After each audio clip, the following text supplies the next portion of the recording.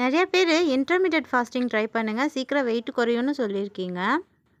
இந்த 60 டேஸ் முடிஞ்சதுக்கப்புறம் அதையும் ட்ரை பண்ணி பார்த்துடலான்னு முடிவு பண்ணியிருக்கேன். Weight loss challenge day 56. இன்னைக்கு வெயிட்டு 79.40 இருந்துச்சு. நேற்று சாப்பிட்ட ஐஸ்கிரீம்க்கெல்லாம் ஏறிடும் தான் நினச்சேன். ஆனால் கார்பு எடுத்துக்காதனால மேனேஜ் ஆகிடுச்சு.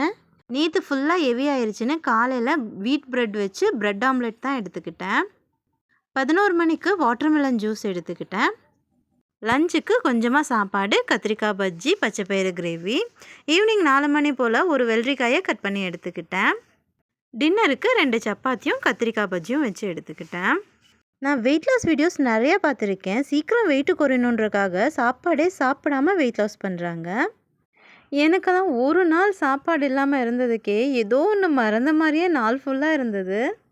எப்படி தான் நான் கார்பு சாப்பிட மாட்டேன்னு சாப்பாடே ஸ்கிப் பண்ணிவிட்டு அப்படியே வெயிட் லாஸ் பண்ணுறாங்கன்னு தெரில.